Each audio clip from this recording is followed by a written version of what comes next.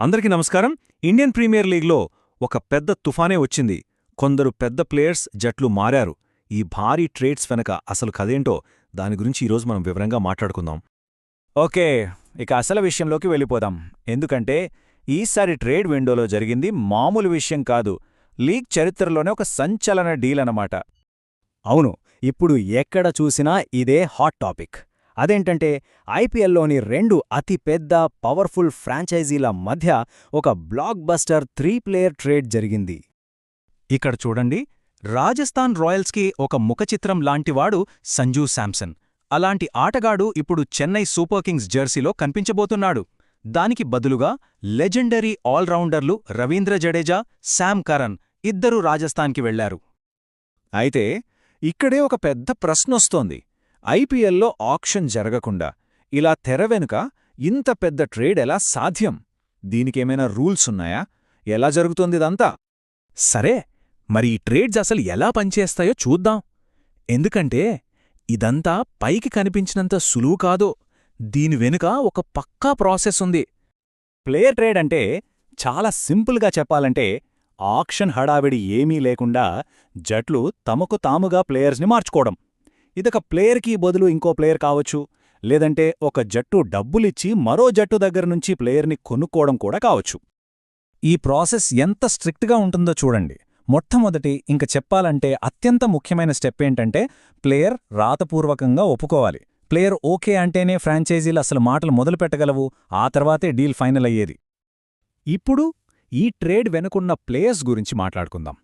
ఎందుకంటే ఈ మార్పిడి కేవలం నంబర్లకి సంబంధించింది కాదు. వాళ్లు వదిలి వెళ్తున్న వారసత్వం కూడా చాలా పెద్దది. సంజూ శాంసన్ గురించి చెప్పాలంటే దశాబ్దానికి పైగా రాజస్థాన్ రాయల్స్కి అతనొక పర్యాయపదంలా మారిపోయాడు. ఆ టీంకి కెప్టెన్గా ఉండి 2022లో ఫైనల్స్ దాకా తీసుకెళ్లాడు. అలాంటి ప్లేయర్ తను ఎంతో ఇష్టపడి కష్టపడి నిలబెట్టిన ఫ్రాంచైజీని వదిలి వెళ్లడమనేది నిజంగా రాజస్థాన్ రాయల్స్ చరిత్రలో ఒక శకం ముగిసినట్లే. ఇక డీల్లో మరోవైపు రవీంద్ర జడేజా తన కెరియర్ మొదట్లో ఆడిన రాజస్థాన్ రాయల్స్కి తిరిగి రావటం ఒక రకంగా సొంత ఇంటికొచ్చినట్లే. కానీ అదే టైంలో తనని ఒక లెజెండ్గా మార్చిన చెన్నై జట్టును వదిలి వెళ్లడం కూడా చాలా పెద్ద విషయం. చెన్నై సూపర్ కింగ్స్ కోసం జడేజా ఎలాంటి ఇంపాక్ట్ క్రియేట్ చేశాడో చూడండి. ఆ ఫ్రాంచైజీ చరిత్రలోనే number 1 run scorer, number 1 wicket taker, ఒకే ప్లేయర్ రెండిట్లోనూ టాప్ అంటే మాటలు కాదు. అందుకే అతనక్కడొక లెజెండ్. ఇక ఫ్యాన్స్తో అతనికున్న బాండింగ్ గురించి చెప్పకర్లేదు. ముఖ్యంగా 2023 ఐపీఎల్ ఫైనల్ చివరి 2 బంతుల్లో ఆ 6-4 కొట్టి మ్యాచ్ గెలిపించిన ఆ మూమెంట్ ఎవరూ మర్చిపోలేరు. అయితే ఈ భారీ మార్పు ఒక్కటే కాదు, ఈ ట్రేడ్ విండోలో ఇంకా చాలా ముఖ్యమైన డీల్స్ జరిగాయి. వాటి గురించి కూడా ఓసారి చూద్దాం. చూడండి, వెటరన్ బౌలర్ మొహమ్మద్ షమీ లక్నోకి వెళ్లాడు. అర్జున్ టెండూల్కర్ కూడా ముంబై నుంచి లక్నోకే చేరాడు. ఇక నితీష్ రాణా ఢిల్లీకి వెళ్లాడు. దీన్ని బట్టి అర్థమవుతోంది అన్ని జట్లు ఎంత సీరియస్గా తమ టీంని బలోపేతం చేసుకుంటున్నాయో.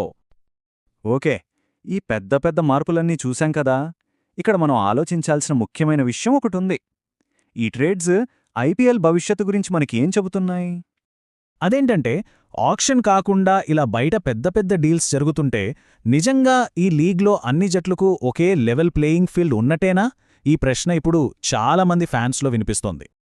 ముఖ్యంగా వినిపిస్తున్న ఆరోపణ ఏంటంటే ప్లేయర్ జీతం కాకుండా ఫ్రాంచైజీలు అదనంగా ట్రాన్స్ఫర్ ఫీజు కింద భారీగా డబ్బులు చెల్లిస్తున్నాయి అనేది.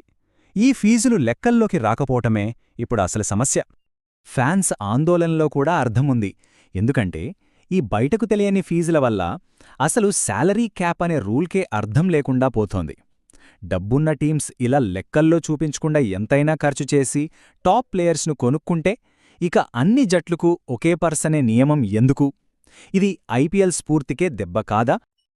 ఇదంతా చూస్తుంటే ఒకే ప్రశ్న మిగులుతోంది.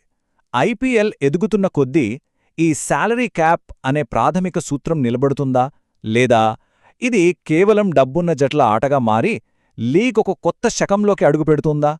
ఖచ్చితంగా